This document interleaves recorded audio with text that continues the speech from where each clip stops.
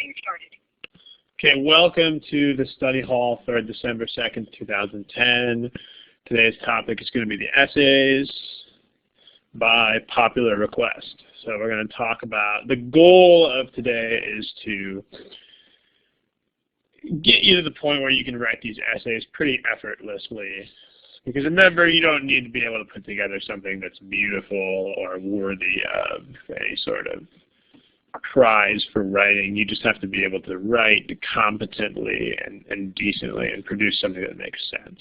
So that's the point. But first, as usual, we have to open with the usual warnings. So you know the drill. It's kind of like whenever you take an airplane flight, you need to hear the usual warnings about safety and emergency procedures. Same thing, we've got to give you the warnings about submissions. So the usual, don't submit things that are too general.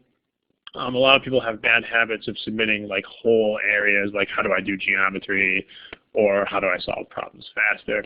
Also, don't submit things that are too specific.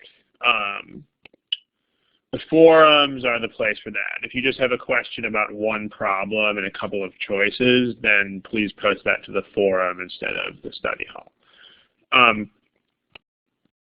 Personal issues, also, this is not the place. Those go on the forums. We have two folders that you can use to post personal questions. The first one of those is the general folder. That's for questions about your study plan. Here's my score, here's where I want to be, what should I do, kind of thing. And then there's also an Ask an Admissions Consultant folder. So if you have any questions about B-School admissions. The questions we want to see, intermediate depth, so not so specific that it's better as a forum question, but not so general that it's just kind of not reasonable to consider doing it in an hour and a half. So, and then if you do have a specific question, please tie it into a more general question. So, okay. Don't forget, when you submit something specific, you got to cite the source, please. So if you submit specific problems, you can't just give us a problem. You have to tell us where it came from. Okay. Also, please check the archives. A lot of you guys are submitting. In fact, I think the majority of submissions this week were for things that are already covered in the existing things. So,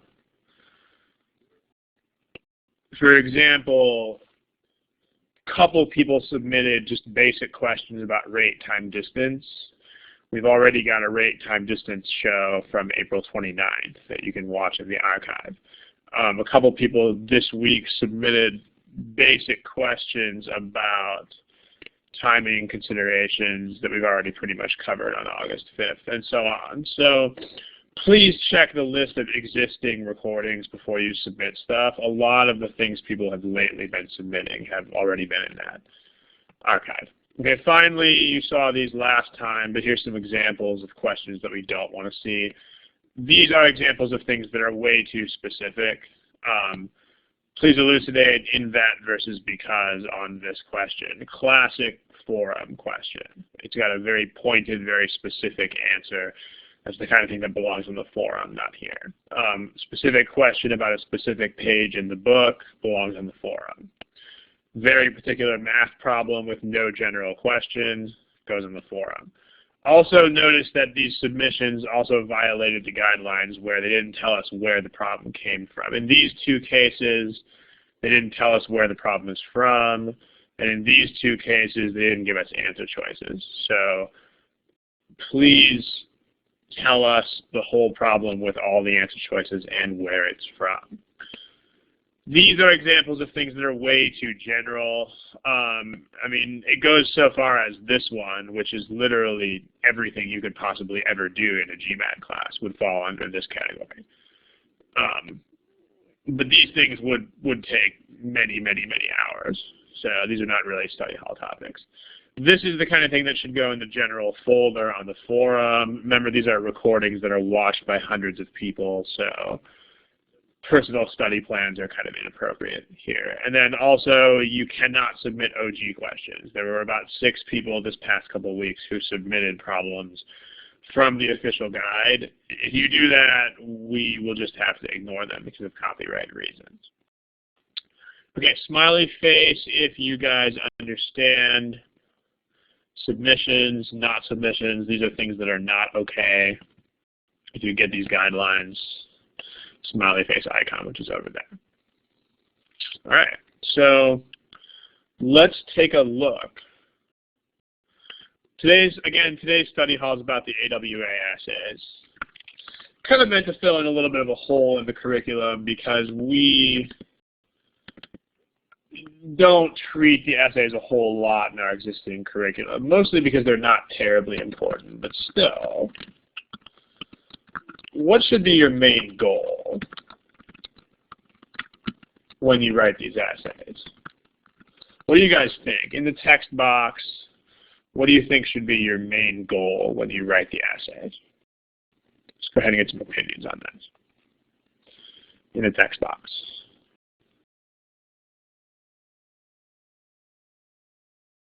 Okay, a couple of you are writing. I'll wait until your answers are shown on the screen.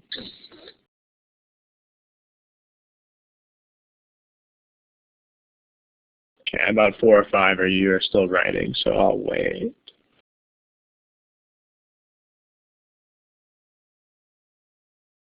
Okay, a couple of you are finishing up, but all right, a couple of you, if you can see the text box, couple of you guys are writing things that are true but are sort of overly basic. For example, it's true that you need to follow the directions, but I mean, of course you have to follow the directions. Also, it's true that you have to support whatever your argument is, but of course you do. I'm looking at something a little bit more deep than that, which is kind of like, what's the point of this? Where I'm going with this is your main goal is to have a protocol or procedure so that you don't have to make a lot of decisions that you're not accustomed to making. But most importantly, the deal is to make the essay effortless. That's kind of where I'm going with this.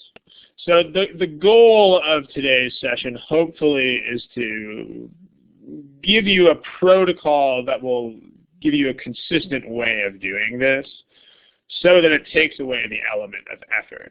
And the reason why, I mean, in other words, where I'm going with this is you are better off with a medium quality essay that requires little effort than with an excellent essay that requires a lot of effort. Because remember how the grading works on this thing. The essays are not really like other parts of this test.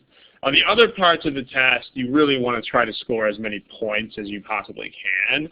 On the essay, that's much less important. On the essay, as long as you have a score that is not bad, you are fine. Like, you're not really any better off with a 6 than you would be with a 4 or even a 3.5, 3 kind of thing. So effortless is the goal.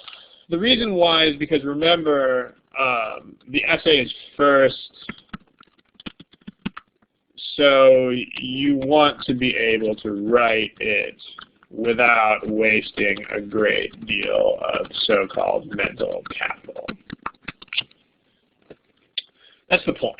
So hopefully at the end of this study hall, you'll have a little bit of a better idea of how you can compose these essays without spending a lot of effort doing so. So let's talk about this. The issue essay is first in line. So what do we want to do with the issue essay? And here are a number of things that we can think about. And one of you guys is mentioning in the text box, the CAST kind of thing. That's what I'm going to try to do today, is try to give some angles on these things that are not overlapping with what's in the course. So I'm not going to reteach you guys the existing Manhattan GMAT approach to the essays. Instead, I'm going to try to give you some new perspectives or new angles on this stuff. So here's some things that we'll think about here. How do you pick topics? Especially, what if I have trouble picking a topic? This is something we'll spend a little bit of time on because, you know, it's not really, I mean, some people get stuck with writer's block, so to speak, meaning some people just freeze and have a hard time thinking of a topic. So we'll talk about a possible approach that will help you take care of that kind of issue. Should I argue both sides of the issue or just one? How should I structure it? In what order should I write the parts of the essay? And notice this question doesn't mean what order should they appear in. It's what order should I write them in, which is my answer to this may be a little bit surprising to some of you guys. And then as far as how should you write, are there any basic pointers of the style that you should use here? So, okay, here's a sample essay prompt. Right here, this is not an official prompt. This is a prompt that I basically just made up at random. But, okay, here's a prompt. People's values, even their most deeply held moral beliefs, are not consistent. Changes in the way a situation is presented, even small ones, can drastically affect people's ethical judgment of that situation. Okay, so first of all, do you understand what the prompt is saying? If you guys understand this prompt, give me a smiley face. If you're having trouble understanding what the prompt is even talking about, then give me the other face. Okay, I'm getting mostly smiley faces, so okay, I got one or two not so smiley faces. Quick summary. If you have trouble understanding the prompt, I guess let's talk about that first before we do how do I choose a topic. What if I have trouble understanding a prompt? So this is a good question. I mean, you know, if you have trouble understanding the prompt in the first place, you're definitely going to have trouble understanding how to write about it. So let's talk about how would you, like, where would you go with this kind of thing? One realization that's important to make when you see the prompt is that if there is more than one sentence, the sentences will usually say very similar things. Okay, for instance, most issue prompts are just one sentence, but some of them are more than one. Normally we're not supposed to post things from the official guide, but I'll post one sentence from the official guide as fair use here. Here's a prompt from the official guide. This is one of the, in case you guys don't know, chapter 10 of the official guide gives you about 1 billion different essay prompts. So here's this, like, this is another 2-sentence prompt. The first sentence is formal education should not come to an end when people graduate from college. That's a sentence. Instead, people should frequently enroll in courses throughout their lives. Another sentence. But basically, these are saying the same kind of thing. So basically, they both say that people should keep educating themselves after they leave school. So people should keep taking classes. So same sort of things going on here. So you may not have to understand exactly as much as you think you would. A consequence of this is that if there's more than one sentence, then you may only have to understand one of them. Because usually, as we've said, if there are multiple sentences, more often than not, they say the same thing anyway, or very close to the same thing. If it's not, if it's a one-sentence prompt that you're having trouble with, then imagine, okay, if you still have trouble approaching the prompt,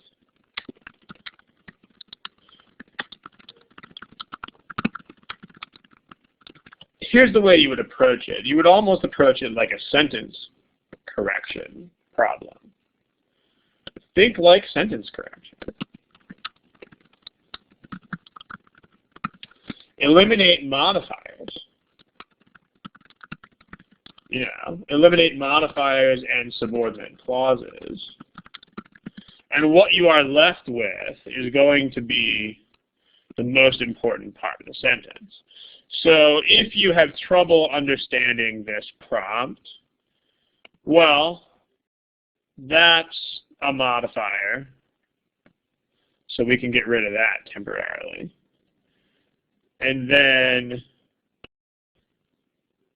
that's a modifier, so we can get rid of that temporarily too. So for those of you who gave me the non-smiley face, this may help you understand what this prompt is talking about. People's values are not consistent. That's probably better. That's probably easier to understand. So once you figure that out, then you can go back to the details. But basically, at the end of the day, this thing says people's values are not consistent. That's what it says. So we're talking about people's values kind of changing at random or something like that. Okay.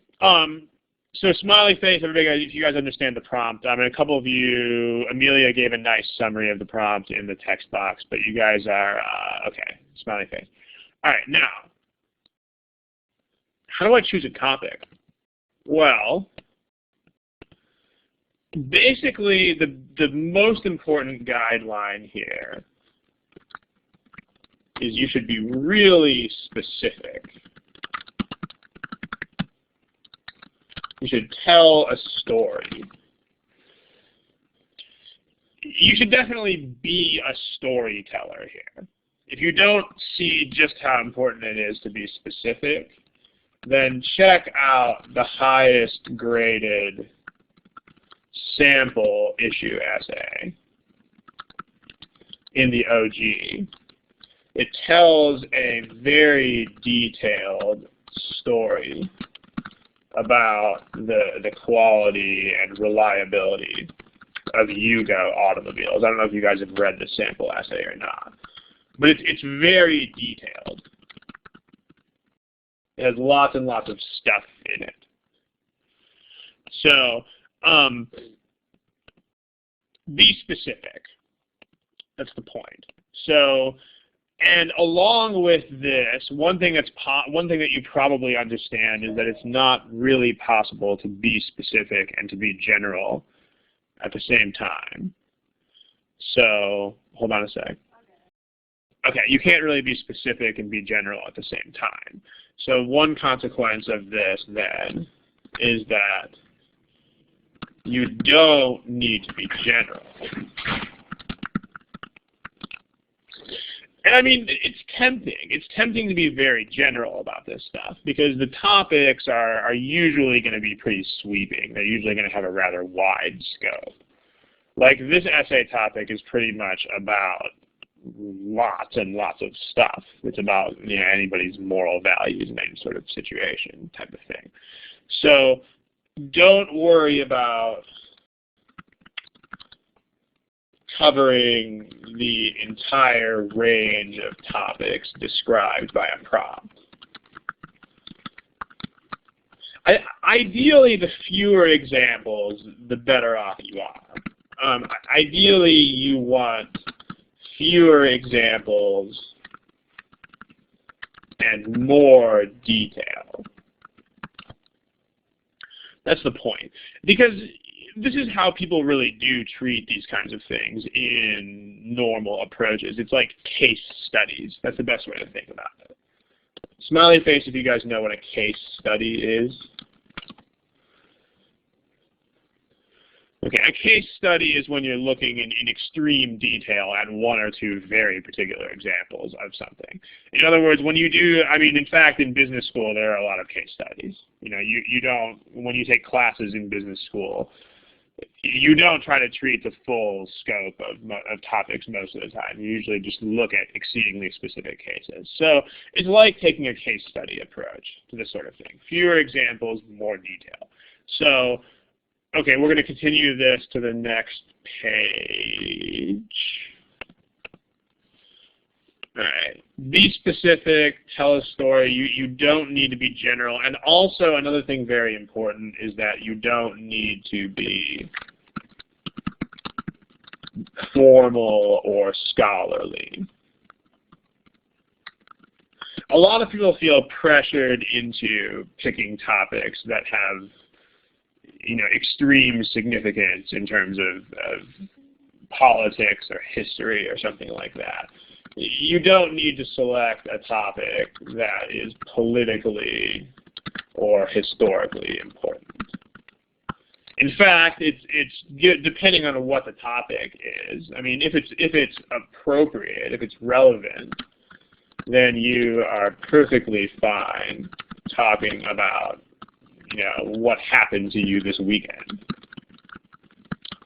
Just as good. I mean, you are just as well off talking about, your experience this past weekend than you are talking about World War II or something like that. So specific, not too many different examples. You don't want to be all over the place, and you don't want to be scholarly. At least you don't have to be. If you can be scholarly, of course, that's nice. But you certainly don't have to be that way. And in fact, if you look at the kinds of prompts that you're going to see, they do tell you in the directions. I mean, as Amelia pointed out, one of your goals here is to be following the direction. So if you look at the actual directions that they give you, the directions basically give you explicit permission not to be scholarly. Like if you look at this, you are totally okay talking about your own experience, observations, or reading. And I mean, your own experience and observations can be stuff that happened to you last week. So, okay. Any questions, go ahead and type in the text box. Otherwise, we're going to move on to an important topic, which is how in the world do I actually choose a topic? As far as, the question in the text box is it's easy to disagree with the author. Generally, it's a yes-no question. I mean, it's disagreeing or agreeing with the author is almost irrelevant. It's really just taking a stand on an issue. So, in other words, okay, we can add another point in response to that. You don't need to worry about which way the open quote original author quote goes on the issue. In other words, as an example, if you got a prompt that said people's beliefs are not consistent, and I got a prompt that said people's views are consistent, then we would pick exactly the same topics. Because I mean, it doesn't really matter which way the author goes. I mean, because in each of these cases, the issue is the same. So in each case, the issue is the same. In other words, whether or not people's beliefs are consistent. Okay, hold on just a sec. All right, so I hope this answers the question in the text box about agreeing or disagreeing with the author. It doesn't really matter because it doesn't. You just have to decide what the issue is.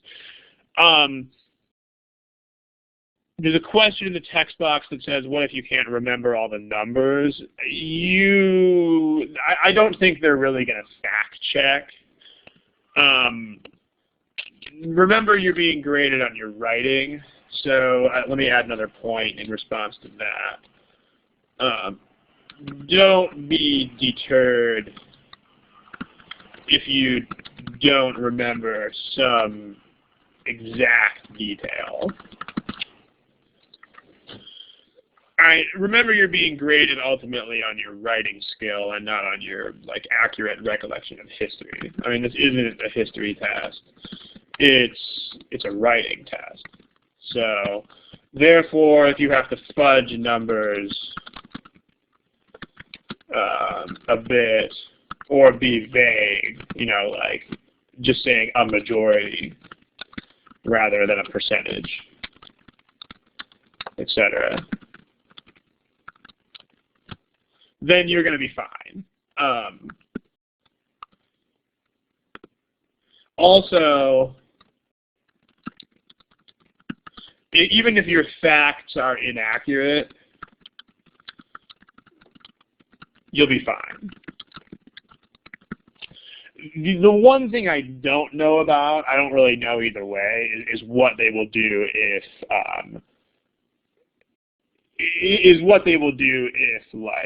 your facts are just so wildly inaccurate that it's ridiculous. Like if you have World War II being fought in 1994 between Illinois and Brazil, then you might have some issues. But I don't. Other than that, short of that kind of thing, I don't really know whether you're going to have problems with factual basis for stuff. So you can feel free to elaborate on things creatively, so to speak. As far as the both sides issue, which is typed in the text box, we'll handle that in a sec. Okay, now let's talk about this. How do I choose a topic? In particular, what if I have trouble choosing a topic? So this is a good question because a lot of people have trouble. A lot of people have writer's block, where they don't really know what to write about. Because remember, you are under a severe time constraint. So,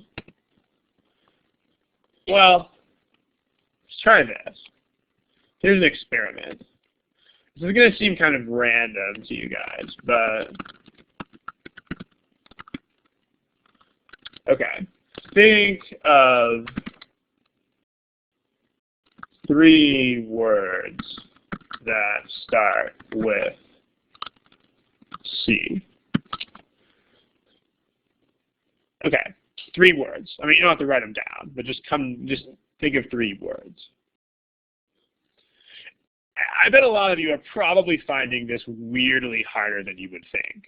Like, you would think that you could just bam, bam, bam generate 3 words, but it probably takes you a couple seconds. You get stuck. Now try this. Think of a country that starts with C. Okay, bam, you probably thought of one. It's not very hard. Maybe Chile, maybe Croatia, maybe Colombia, but a country. You find one. Now think of a food that starts with C. Bam, you probably have one. Carrot, cream, chocolate, it's weird. And then think of an animal that starts with C. So, I mean, probably cat, but maybe crocodile or something like that. But you think of these things pretty quickly. And what most people find, as weird as this is, most people find, to their surprise, that doing this is actually harder than picking the specific things. I mean, in terms of pure numbers, this makes no sense at all. Because, I mean, if you think about the number of words that that start with C, it's some incredible number of words. Like, even if English is your second language, you probably know tens of thousands of words that start with C. But weirdly enough, for most people, it's easier to think of things in these specific categories.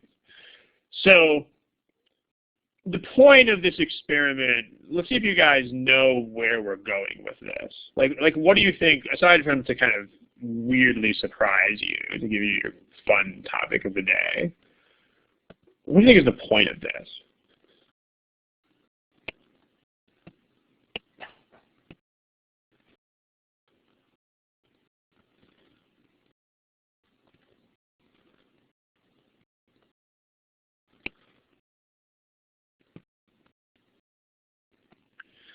It's, well, better to be specific, yeah, kind of, but words that start with C are specific too. The point here is this. The point is that thinking of things from very general categories, like words that start with C, is much harder than you might think. On the other hand, thinking of things from reasonably specific categories is easier.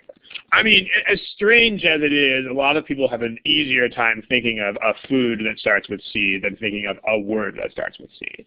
Which, based on logic, that makes no sense at all, because any food that starts with C is also a word that starts with C.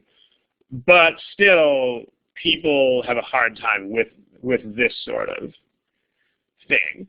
So this is the same reason why people have a hard time coming up with essay topics. The reason why people have a hard time coming up with essay topics is the prompt is too general. It's the same sort of thing. Like, come up with an example of this. It is a lot like come up with a word that starts with C. It's so general that nothing jogs your memory. So here's the cure for this. What I've found that works well is to break the prompt up into a menu of subcategories. All right, so for example, here's what I mean. The bad prompt, so let's continue this analogy from up there. The bad prompt, it's bad because it's overly general. The bad prompt is something like, give me a word that starts with C. But the sub-prompts, which are easier, is, you know, give me an animal that starts with C. Or give me a food that starts with C.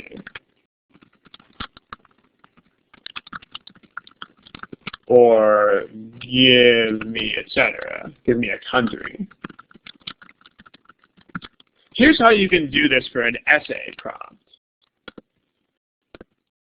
An overly general prompt, it is too general, would be something like, give me a specific situation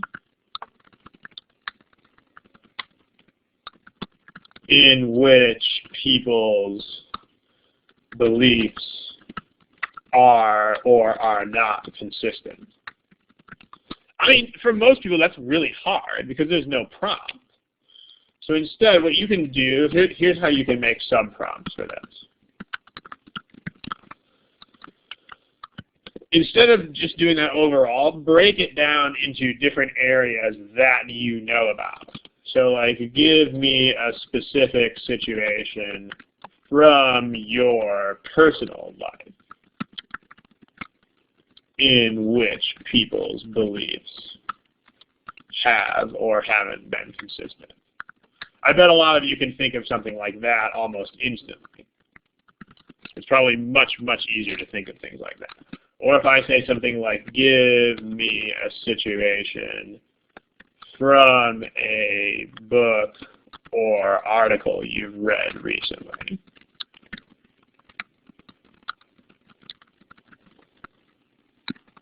In which people's beliefs have or haven't been consistent.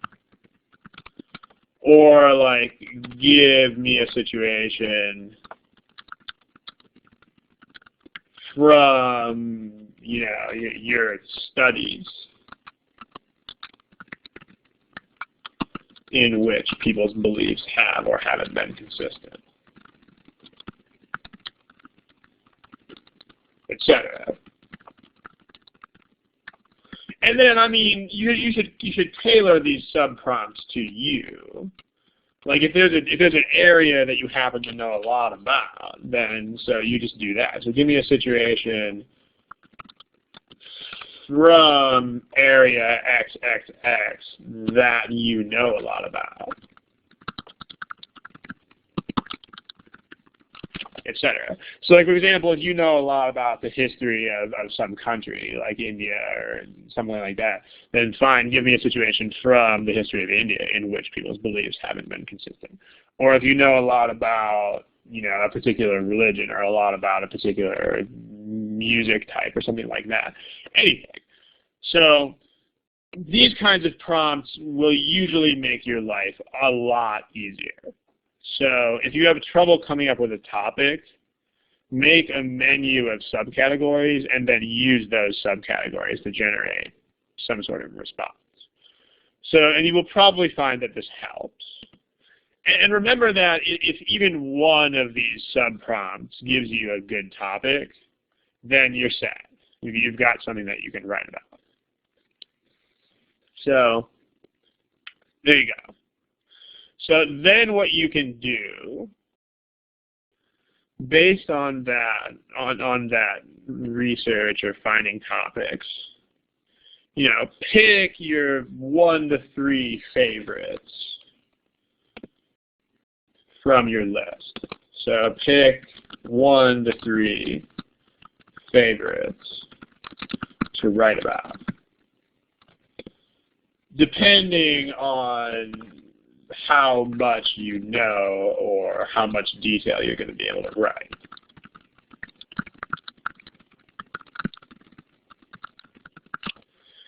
So that's what you should do. If you know a lot about something, like if you guys know the Hugo essay from the official guide, if you know a lot about some topic, then you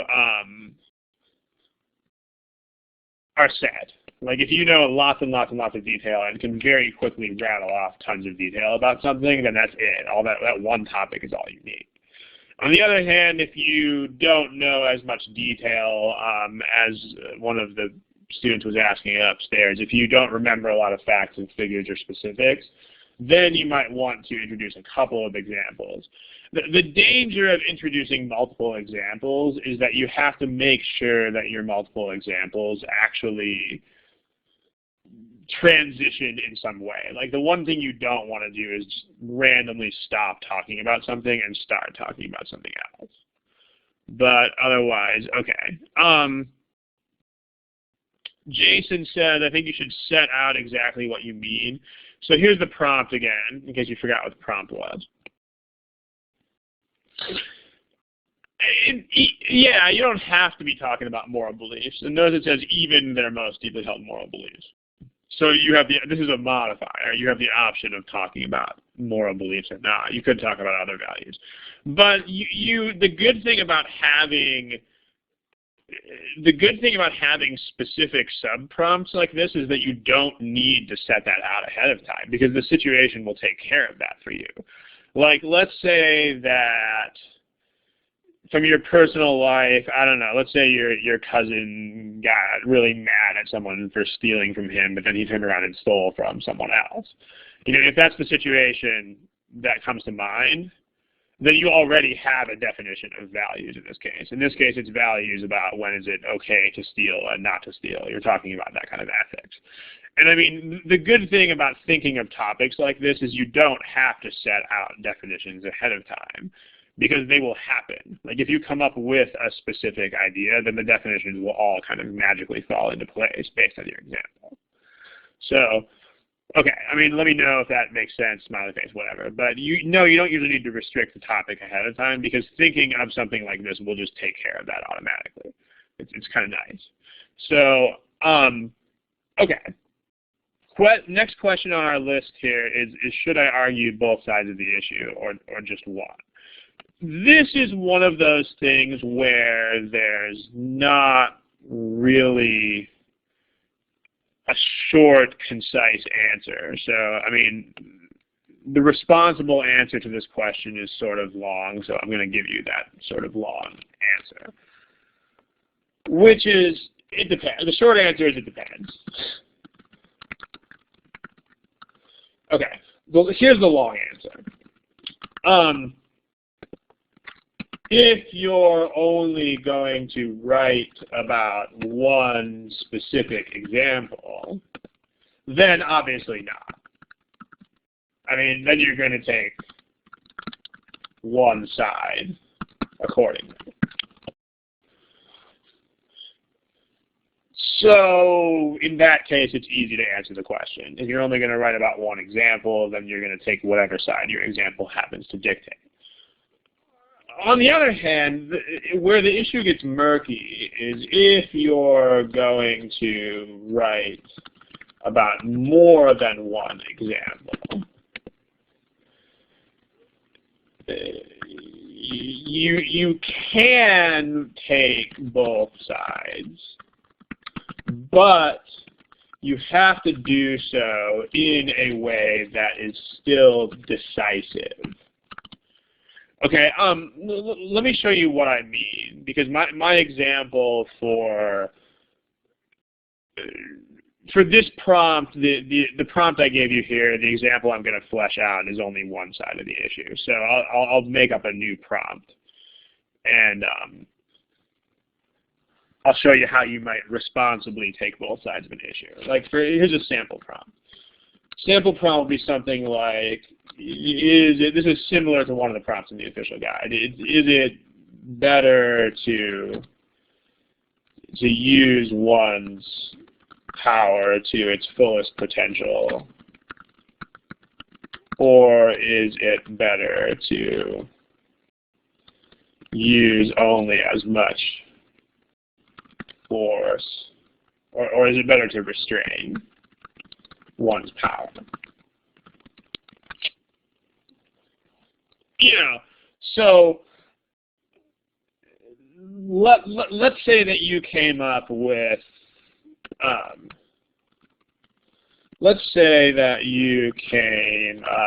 the following two examples. Let's say you came up with let's say your sub-prompt was give a situation from history in which power was either restrained or not restrained. And let's say that history prompt made me come up with something like this. The example would be something like when, I don't know if you guys know about the history of World War II or not, but when Neville Chamberlain restrained British power and came up with, and followed the policy of appeasement with Hitler.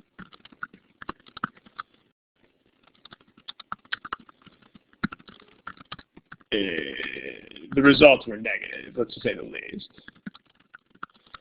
When his successor, Churchill, released the full might of British military power, the results were better. So, I mean, this takes the clear side of the issue of yes, you should use all of your power. But then an example like number 2 is, let's say you have a sub-prompt.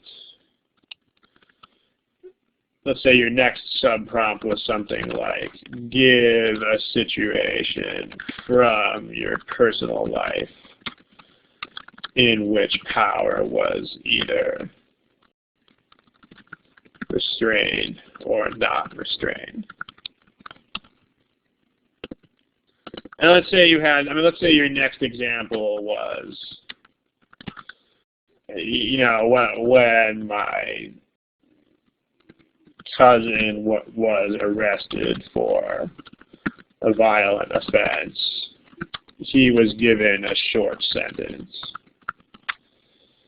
But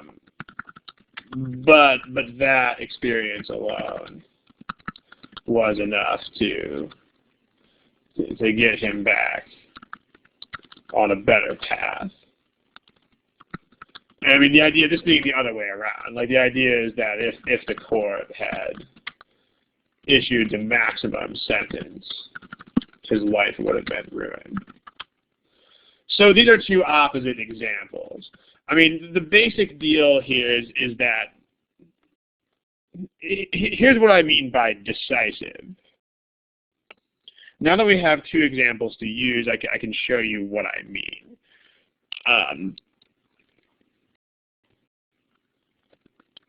A bad way to do this, a bad thesis with these examples would be something like, sometimes power should be expressed to its fullest,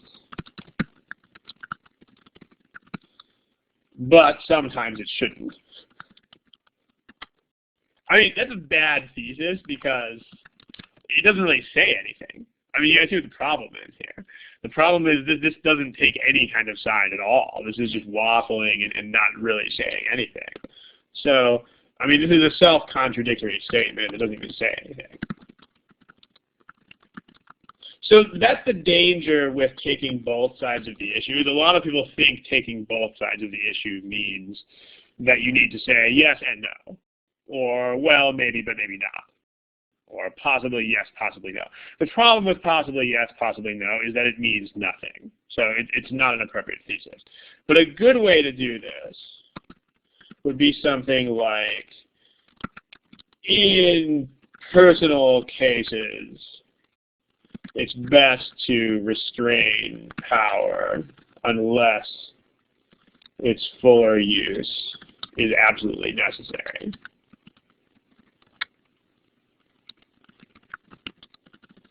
But when a nation's very existence is threatened by, military enemies, it should not hesitate to use all its power. So you guys can see what's better about this thesis. Like, it takes both sides of the issue, but it's still decisive, because what it does is it makes a distinction. It doesn't just say yes and no. It's in this very specific case, yes, but in this other very specific case, no, or vice versa. So, I mean, this is, if you're going to take both sides, this is how you should do it. You should take both sides in a way that is extremely clear about which side is to be taken and when. So let me summarize that up there. So it's kind of a dangerous game to play. I mean, you're probably, if you're not so experienced at writing these things, or if you are a second language English speaker and so you don't write as quickly, you should probably stick with, a single side of the issue, because you may not be able to get specific enough. But if you're going to take both sides, make sure that you make some sort of distinction between when the issue is settled one way and when it's settled the other way. Okay, do not just have a maybe, maybe not type of thesis. Okay, so smiley face, if you see kind of where we're at with that. I would still, if I had to issue a recommendation, I would say something like, if you're on the fence about it, I would just stick with a single side of the issue, because it's easier to write a focused essay about a single side of the issue. But, if you have to, then okay. So, yeah, the question in the text box, is there a preferable way? Not really. And I mean, 3 examples is also kind of a lot. I would definitely not ever use more than 3 examples, because if you do, you kind of get the whole changing the channel thing going on, where it's like, whoa, this essay has no focus kind of thing. But if you can tie together 3 examples without abruptly changing the channel, then go ahead. But in general, more detail is better than more examples. Okay, now let's talk about structure, and let's talk about in what order. There's a question in the text box of how long does the essay have to be. That's totally a function of how much you can type. I can't really give general length recommendations because some people can type literally 4 or 5 times as fast as other people can. Like some people can type 100 words a minute and some people can type 20. So it's really going to depend on typing speed, as opposed to like handwritten essays where everyone's kind of the same speed as everybody else. But yeah, 4 paragraphs, 2 examples, totally fine. So now let's talk about this. How should I structure the essay? In what order should I write the parts of the essay? So, I mean, if you're not sure, I mean, if you have a lot of chops as a writer, you can probably use unusual essay structures. But I would say the safest bet is to have a short intro in which you present your thesis, i.e. take whatever side you're going to take, and then briefly allude to your examples. Right. Then body paragraphs. The body paragraphs are where you tell the story of your examples.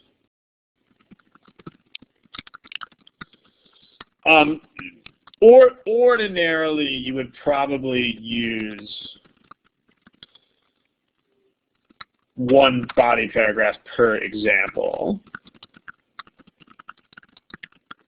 But if it gets to the point where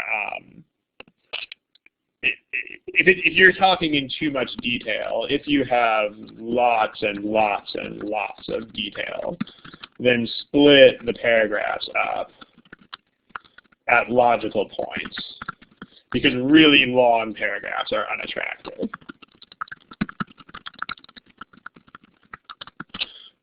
Okay, and then you should have a very, very brief conclusion. You can do one of 2 things. One option is to just recap what you've already said, mostly in your intro. Another option is I don't know if you guys have watched my study hall on reading comps, but another option you can have is what some of those reading comps do, which is you can have a focus shift. I mean, you can close with a shift of focus. Maybe an exception or some sort of relevant question. This is more risky. This is a riskier option. It's good writing form. I wouldn't go there unless you're a decently good writer already. If you have trouble writing the essays, I wouldn't do this. But if you are already a decently good essay writer, it can be good. Okay, now this might sound like a really stupid question, but in what order should I write the parts of the essay? I mean, maybe that sounds like it's a just really dumb question. I mean, I bet a lot of people are thinking, well, I should just write the intro, then I should write the body paragraphs, then I should write the conclusion. Do any of you have any different thoughts on that? Writing these things in a different order? Like, the fact that I'm even going here indicates that I have some sort of answer in mind that's not start to finish. Because if it were, then I wouldn't bother asking this question. So does anybody know where I'm going with that?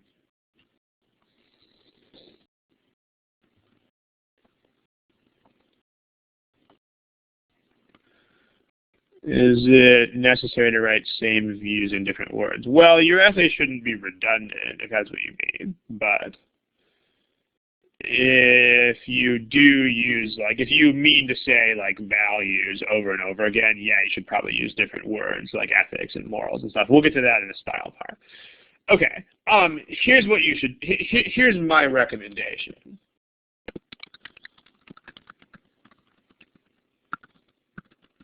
And then we'll talk about why in a second, because it's going to sound kind of weird. My recommendation is that you should start by writing the body paragraphs. Then write the intro. I mean, obviously not under the body paragraphs. I mean, you know, go back and write it on top.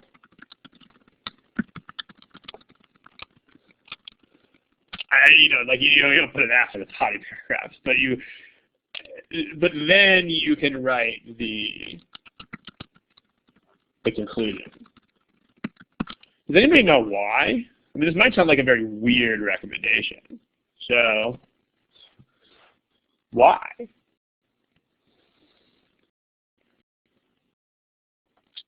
There's two reasons that I had in mind primarily, but let's see what you guys come up with here.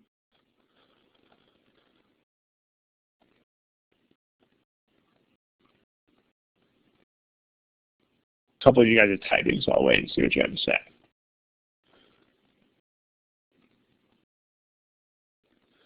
Yeah, like, okay, Amelia, what Amelia is saying is true. That's definitely a more advanced writerly kind of thing. That may be a little bit ambitious for where I'm going with this, but yeah, okay, that's true. Here's what I had in mind. There are two major reasons. I mean, the first is that, remember, the intro refers to the information in the body paragraphs, but the body doesn't refer to the info. It doesn't refer to the intro. So therefore, if you have the body already, then you can write, I think this is what Amelia means by more inclusive. I mean, then you can write an intro that much more specifically refers to what's included in the body. And then the other one is a very, very practical reason, which is this, and this may be the most important, this may be the more important reason. Also, if you don't have time to write about all the examples that you intended to write about,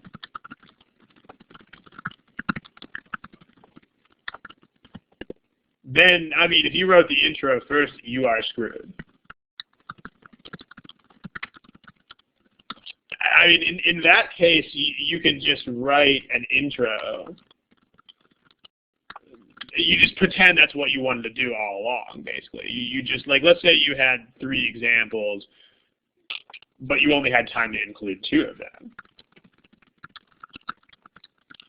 So, for example, for instance, if you had planned 3 examples, but only got to write about 2 of them, then afterward, you can just write an intro that only references those 2. I mean, you see where we're going with this. If you wrote an intro that mentions 3 examples, you're dead. Like, not only do you not get to write about the 3 examples, but then in that time that you don't even have because it's running out, you have to go back and edit your intro. That's terrible. You really don't want to be caught in a situation like that. But if you just write as much body as you can write in the time that you have, then you can create an intro that just kind of pretends that whatever you got on there was what you intended in the first place. Very important. So it's kind of nice. You couldn't do this before when it was a handwritten essay, because obviously handwritten essay has to be written from start to finish. But because you can type, you have this freedom to create the body paragraphs first, and then you can create a specific intro that includes exactly what is included and not what isn't. So it's kind of neat. Now, how should I write the essay? Are there any do's and don'ts of style? So let's talk about that.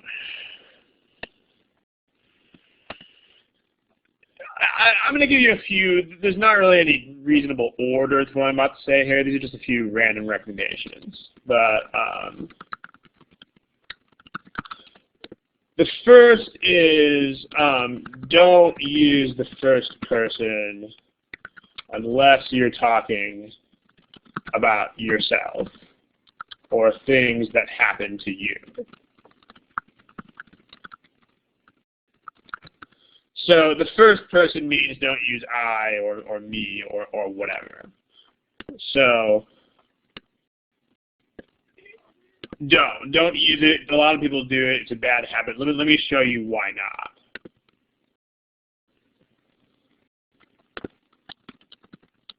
Consider the following. I think that judges should restrain their power in sentencing first-time offenders versus judges should restrain their power in sentencing first-time offenders. I mean, you can see what, I mean, the first sentence is a lot weaker than the second one. I mean, this one's a very weak sentence. It sounds like it's just one person's kind of random opinion. And so don't use I think, don't use I believe, just say stuff. Okay, a lot of people are very steeped in like etiquette type things, and they really like to say I think and I believe all the time. But I think and I believe they don't really belong in this kind of writing. I mean, because the reason, if any of you are very tempted to use things like that, I'll tell you why you are. The reason why you are is because most people's dialogue occurs in spoken language. So I think, I believe, etc. They're like niceties, they're politeness. I mean, they're etiquette issues used in spoken language. They don't belong in written arguments. All they do is weaken them. So, yeah, they don't belong in written arguments. Jason, yeah, I mean, what I'm talking more about gratuitous use of the first person, like I think this. Like, this is not a personal example, but some people still, because in spoken language, people will insert things like I think and I believe all the time. The reason why they do that is so they don't basically make everybody mad at them. I mean, in order to have civilized dialogue face-to-face, people include this kind of stuff. But in written language, that is not an issue. So that's one recommendation. Another recommendation is try to use different words for the same thing if you have to mention it over and over again. So if you, for example, if you are talking about, for instance, if you say like values meaning moral values the first time, then try to say ethics or morals, later. But don't try to, I mean, unless it's something that only has one name. Like if it's the Supreme Court, obviously the Supreme Court only has one name. But other than that, try to, if it's an argument, then maybe next time it's a conflict, or maybe it's a dispute. So if you say,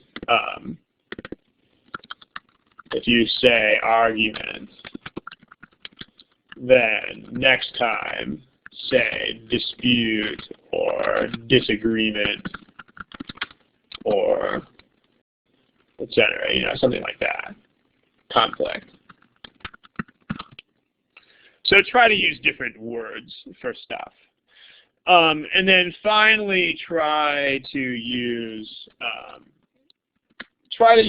different sentence structures. You don't have to go overboard with this, but you should try, for strong points, use short sentences. For details, maybe try, for strong, either strong points or like particularly memorable details.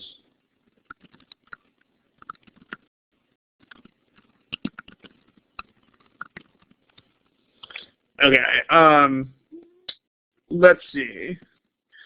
Jason says you should be careful about subtleties of meaning. Jason, I agree, but that sort of thing is definitely about 4 levels higher than I'm intending this study hall. Like the goal of this study hall is so that it can be, I think the majority audience for these study halls is second language English. So at least from the demographics that I see on the study hall, it definitely is. So the point you're raising is a valid point, but let's just put it this way: if you're at the level where you can worry about that sort of thing, then you do not have to worry about your essay score. So let's put it that way. So I'm trying to give recommendations that would help out people who have trouble writing essays in English. So same page, different book kind of thing. For strong points, memorable details, try to use short sentences. For more detailed descriptions, try to use longer sentences with modifiers or subordinate clauses. Okay. I don't want to give you a million recommendations, so there you go. Any questions about this? Any questions about any of this? Go ahead and type them in the text box. Okay. And I don't even think I really need to write a sample essay right now. I do want to get to some discussion about the argument essay, so we'll see how we're doing on time once we get to that point. But I see at least one of you is typing right now. Let's see what you are typing. Okay, smiley face. So, I mean, I hope I've addressed the points that you guys have raised in the text box. Smiley face if you guys are ready to talk about the other essay type. If you have any further questions, feel free to raise them in the box there. Dinesh says, what's the importance of grammar in the essay? The best way to answer that is just to use, let me go ahead and write this as a last point here. Use the best grammar and writing that you can without having to write excessively slowly. I mean, obviously, if the grammar is just horrendous, then that'll count against you. But you have to work with what you can work with. I mean, if I give, the deal is basically that you should just write the best that you can without being too slow about it. If I gave you excessive grammatical recommendations, the result would be that you would write way too slowly and you would basically accomplish nothing. So the best response I can give to that question is, instead of directly answering the question, to just kind of give you this recommendation. So best you can muster without being obnoxiously slow. Like if you're revising everything 5 times, that's bad. Unless you can type 130 words a minute or something. Okay. There you go. Let's talk about the argument essay a little bit. So the argument essay, remember, it's different. Instead of giving you an issue to write about, they give you an argument and you have to critique it. So what should be the overall tone of my critique? What should I write about? How should I refine specific points to write about? How should the essay be organized? So here's a sample argument essay.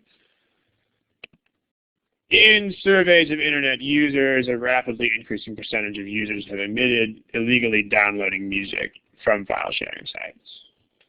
These users should consider the implications of their actions for their favorite artists. Each illegal download of an artist's work costs the artist money.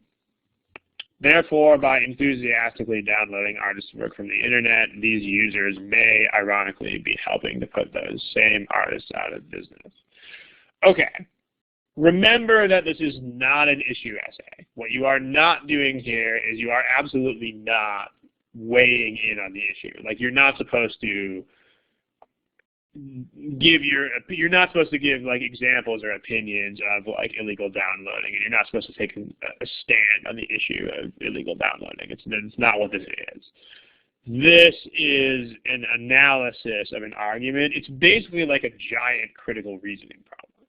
But one thing that you probably know, if you don't know it, you definitely should know it. The tone of your critique should not be even-handed at all. The critique should be very much critical of the passage. So you should be overall extremely critical of the passage. Your goal should be to find fault with the argument. I mean, you can talk about how to fix those faults, but your primary goal here is to find things that are wrong with the argument. So keep that in mind. Now, what should I write about? Well, let's talk about that. How do you find, and I mean, I guess, let's address this on the same page. How can I find specific points to write about? As far as what should I write about?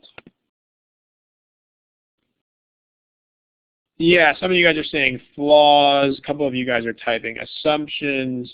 One thing we should take a look at is the directions. The directions are not a joke. So here's the directions.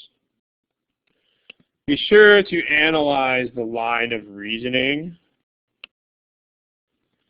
and the use of evidence in the argument. So here's some assumptions.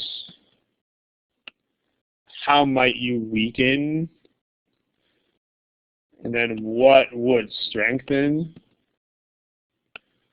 What changes would make it more logically sound?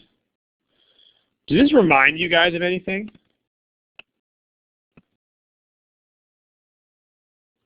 Aha! Yeah, it's like critical reasoning deluxe.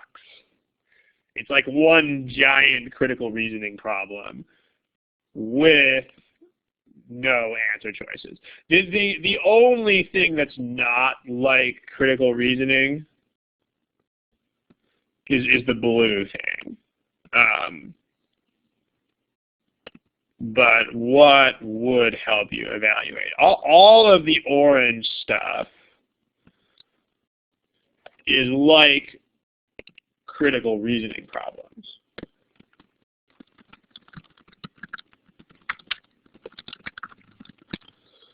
So if you like analyze the line of reasoning, like analyze the line of reasoning is like,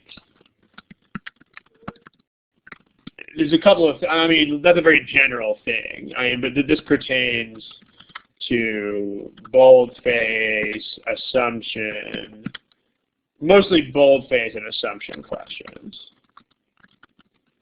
In other words, boldface, it's like boldface questions in the sense that you have to figure out which statements are playing what role. So, which statements are doing what.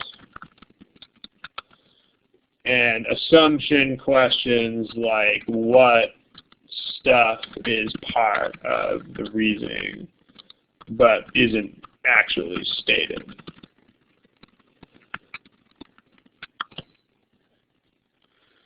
So, okay. Use of evidence, same sort of thing, like evidence is supporting fact. What questionable assumptions underlie the thinking? So that's, of course, like assumption questions. Might weaken or might strengthen. Those are very much like strengthen, weaken questions on critical reasoning. Note that you're dealing with new information. So note that you would strengthen, weaken questions, unlike other types of questions. Your correct answers are out of scope by necessity. So note that you would be introducing out of scope things. And that's perfectly fine. That's how those things work. And then what would help you evaluate? These are related to evaluate, help evaluate the argument. CRs, which are also in the strength and weaken category. And those are also under the umbrella of strength and weaken. The only thing that's different here is the blue thing, and let me explain how the blue thing is different. The blue thing is different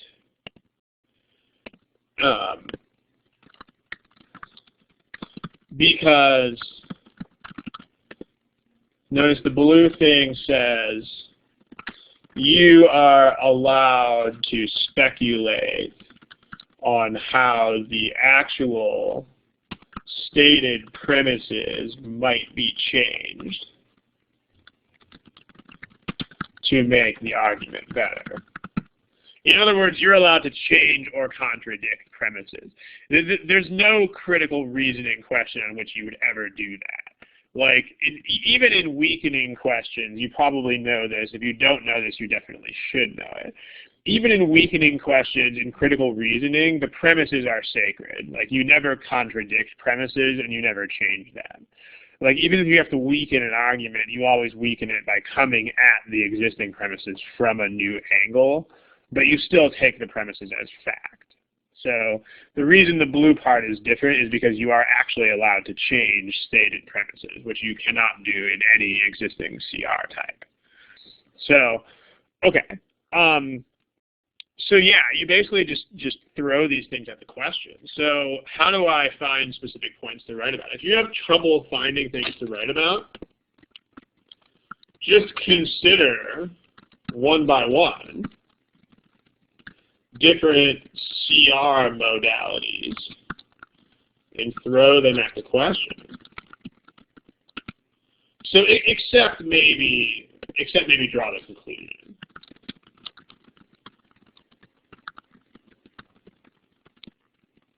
I mean, you're not going to be drawing any conclusions from the argument, but you will consider, so like think like boldface to figure out how the argument works. Then think like find the assumption. And then think like strengthen or weaken or help evaluate. But then there's the blue thing, think about changes. It's the only thing that's really new. So let's take a look. One more question that we have here is how should the essay be organized? So this one, there tends to be a little bit less variety here than in the issue essay. Basically what you should have is, I mean, again, if you're an advanced writer, you can certainly, there's a lot of variations on this theme here, but I would say the safest bet would be an intro that basically says something like, you know, while the argument has some valid basis, x, x, x, x, x, x, x. It is fatally flawed by a number of errors in its use of logic and evidence. Specifically, and then you start naming off specifics. So, I mean, you can just do that. By the way, in order to do this, you should, because every single time you write an argument essay, you are absolutely going to be just going crazy with criticism. So you should definitely memorize lots of words for this argument sucks. Here's what I mean. Like, questionable, invalid, biased, it's marred, it's illogical, it's unrealistic, it's based on false assumptions. I mean, you can just go absolutely crazy with this, but I would say ahead of time you should stock up on words for this sort of thing. It's faulty, it's fallacious, it's unsound, you know, etc.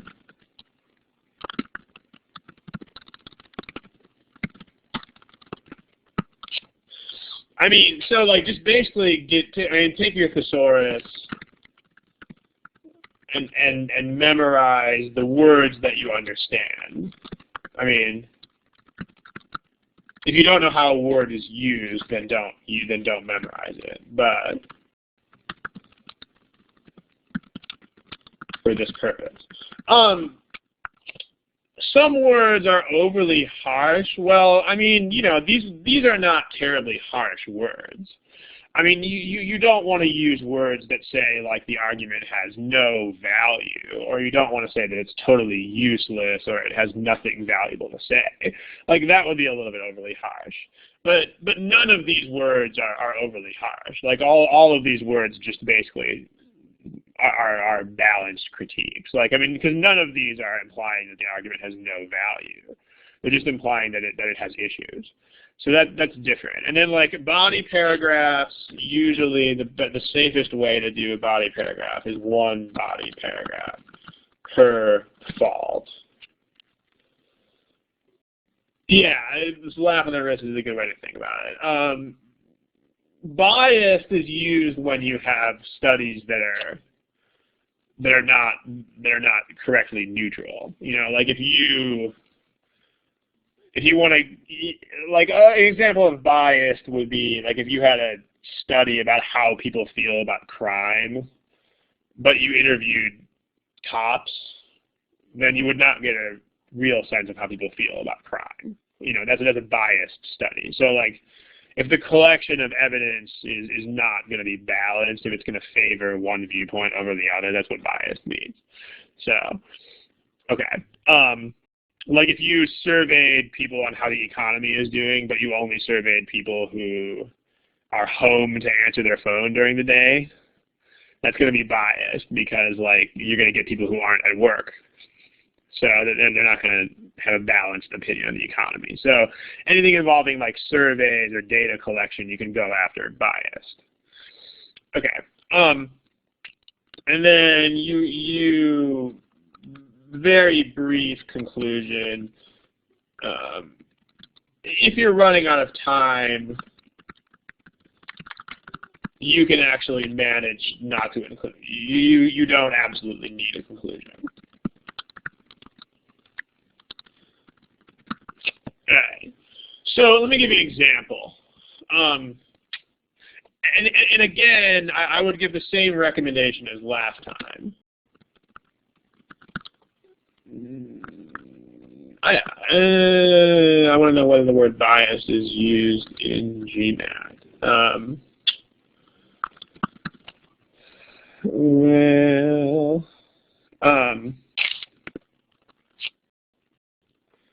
I mean, it's definitely used in the reading comp section. There's a if you look at the question is about the word bias being used in the GMAT. If you look at 12th edition OG page 360 reading passage, there's a lot of uses of bias in that reading passage. So if you don't know what bias means, you're going to have a lot of trouble understanding that passage. Okay. Same recommendation as last time, meaning the recommendation I'm talking about is that you should write the body paragraphs first, then go back and write an intro that covers those faults. Because, I mean, what may well happen is that you may wind up coming up with more stuff than you get a chance to talk about. So, like, before we close, let me just give you a few examples of this. So, the conclusion of this passage is that the users may be helping to put the artists out of business. So, okay. One fault, let me just pick at a few faults that you might find in this passage. Certainly not the only ones. But, like, there's this. Each illegal download of an artist's work costs that artist money. I mean, if you're really stuck for ideas, just go sentence by sentence and just look for stuff to criticize. Okay, like each illegal download of an artist's work costs that artist money. So one way I would go after that one would be to say, in using the phrase each illegal download, the article makes the grave mistake of assuming that every illegally downloaded track is one that the user would have bought if it were not available for illegal download. I mean, this assumption is unrealistic, even ridiculous. Most users download hundreds, if not thousands, of tracks that they would not have bought just to sample them. Okay. Also, in costing money, another thing you could go after here, yeah, I mean, like Jason said, there's a lot of problems with these prompts. Don't be shy about attacking them. So another thing you can go there is that in making the simplistic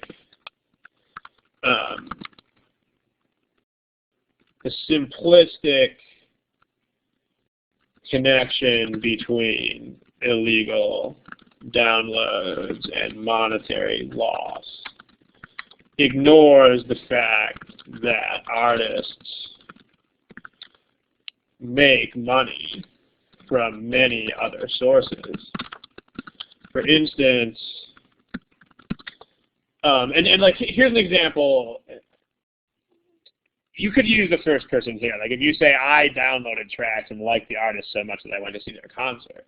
But for example, I mean, many emerging artists' concerts are packed with fans who first heard of those artists through illegal downloads. Certainly, the losses from those downloads are offset by the ticket prices that those fans are paying. Okay, that's like another connection.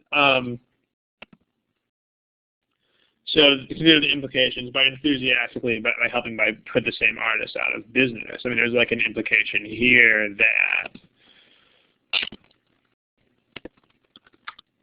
the argument also assumes, without justification, that artists will cease to perform if they begin to make less money. You could write a paragraph about that. Like, you know, what if they perform just because they like music or because they just love to perform, and so on. Also, remember that you can add changes to the argument or things they didn't think about. The argument fails to consider that illegal downloads may be a channel through which unknown artists can gain new fans. Downloads are spread very rapidly, so financial losses may be well worth incurring to gain many new fans. Temporary financial losses. So, you know, you get the idea. And I mean, I'm sure a lot of you guys found other things wrong with this prompt. Yeah, there's plenty of things that you could attack. But then you could just put these into your body paragraphs. And let's say this was all you had time to write about. If that's all you had time to write about, then at the head of it, you would say, you know, basically, while this argument does have a point, it is marred by several logical errors, including, you know, false assumptions of equivalence between downloads and purchases, you know, simplistic connections that ignore other links, assumptions made without justification, and the failure to consider additional considerations. You know, there you go. Bang, bang, bang, and bang. So, how about that? In fact, I mean, one thing you may be able to do is, okay, because one thing that, one point about this, a lot of you guys we hear a lot of complaints about running out of critical reasoning problems. There are 34 pages of essay prompts in the official guide. So one thing, especially if you have trouble with strength and weaken questions, one thing you can do is you can actually go to the essay prompts and see what you can do to strengthen or weaken those prompts. That's actually a very good way to develop your skills at strengthening and weakening in particular, but also identifying assumptions and so on. Just to go to those prompts, there are a ton of them. There's like literally like 34 pages of them. And see what you can do as far as strengthening or weakening when you don't have answer choices to depend on. You may find that you can grow a lot in terms of critical reasoning skill. How about that? Okay, so that's it for today. We're about out of time, but I hope you enjoyed it, and I hope that this presentation gives you a little bit of direction, because remember where we were going at here was protocol. So now I hope you have a little bit more protocol, a little bit more organizational structure that you can work with so that you don't have to spend as much effort. And also this consideration, this whole idea of subcategories, a lot of people stress out a lot over picking a topic. Hopefully doing this will make the selection of topics a lot less of a stressful issue. So, I mean, hopefully we've done a little bit to help achieve these two twin goals here. Remember, at the end of the day, don't stress it. You don't need to be perfect. You don't need to write the next feature piece for the New Yorker. It can be mediocre. Mediocre is fine. The point is just to be not spending lots of brain power on this thing. Okay. If you have any quick questions, yeah, no, that won't do unless you can type several million words per minute. Okay. Quick questions I'll take. Otherwise, all right. I'm gonna turn off the recording. Well, I guess I'll leave the recording on until I see what these questions are that you guys are typing. So, okay, that wasn't a question, but you're welcome. All right, I'm going to kill the recording, and let's see, we'll hang out here for about another 2 or 3 minutes, see if you guys have any last-minute questions, administrative things, and so on. Remember, this is not the time to submit new topics. That's done on the front page of Thursday Study Halls. Also, the next one may or may not be on the 16th because we actually have a company-wide holiday event on the 16th. So we may be changing the scheduling of the next study hall, but we will go from there. Okay, so I'm going to kill the recording right now.